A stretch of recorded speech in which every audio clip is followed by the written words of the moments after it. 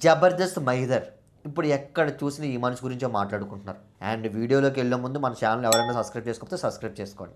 ఇంకా టాపిక్ వచ్చేసి మహిదర్. ఇలా కూడా అడుక్కుంటారా? నా డౌట్ అనమాట ఇది. ఇలా కూడా అడుక్కుంటారా? నువ్వు బిజినెస్ పెట్టి లాస్ అయిపోయి నాకు ఏ దికానం లేదు, ఇంకా మీరే నన్ను ఆదుకోవాలని చెప్పి ఫాలోవర్స్ని అడుక్కుంటున్నాడు డబ్బులు కావాలని చెప్పి. ఆయన స్కాన్ కూడా రిలీజ్ చేశాడు, స్కానింగ్ చేసేయమంటున్నాడు అన్నమాట. ఏమన్నా బాగుందా? అస్సలు బాగోలే. ఒకప్పుడు మనందరికీ తెలుసు మనోడు జబర్దస్త్లో మంచిగా చేసిండు, మంచిగా పేరు పొందిండు, మంచిగా డబ్బు సంపాదించుకుండు. కానీ ఒక ఆశ ఉంటుంది కదా, ఆశ దురాశ దుఃఖానికి చేయటని చెప్పి ఒకటి ఉంటుంది సామెత. అలాగే మనోడు కూడా ఆశ పెరిగిపోయిందనమాట. ఈ పెరిగిపోవడంతో చాలా వరకు తెలుసు జబర్దస్త్ నుంచి బయటకు వచ్చేసిన తర్వాత మనోడు ఏం చేశాడో తెలుసా, సినిమా రివ్యూస్ అయ్యి చెప్పుకుంటూ యూట్యూబ్లో మంచి మంచి డబ్బు సంపాదించుకున్నాడు, మంచి మంచి పేరు వచ్చింది.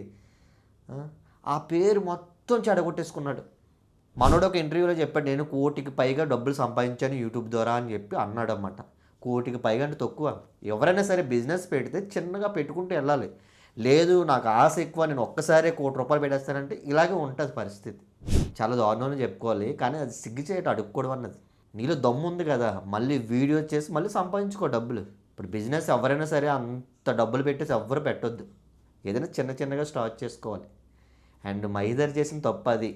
అండ్ చాలా మంది చేత ఆయన తిట్టించుకుంటున్నాడు ఇప్పుడు, అది కరెక్ట్ కాదని చెప్పి. చాలా వరకు పంపించారు అతనికి స్కాన్ చేసి, దగ్గర దగ్గర 2 లక్షలు ఎంత అయినట్టుంది. కానీ ఇలా అడుక్కోవడం అన్నది మంచిది కాదని నా ఉద్దేశం. అండ్ ఈ బిజినెస్ పెట్టిన తర్వాత చాలామంది యూట్యూబర్స్ కూడా వెళ్ళారు, వాళ్ళు కూడా చెప్పారన్నమాట, బాగుంది ప్రతి ఒక్కరు రండి అని చెప్పారు. మనోళ్ళు కూడా బాగానే ప్రమోషన్ చేశారు. కానీ లాస్ మరి ఉంటుంది. అండ్ అంత డబ్బు పెట్టడం అనేది తప్పని నా ఉద్దేశంలో అయితే. చిన్నగా పెట్టుకుంటూ వెళ్ళాలి. మనోడు చేసిన తప్పు. బట్ ఇంకా ఫాలోవర్స్ని అడగడం మాత్రం మరీ దారుణం ఇది.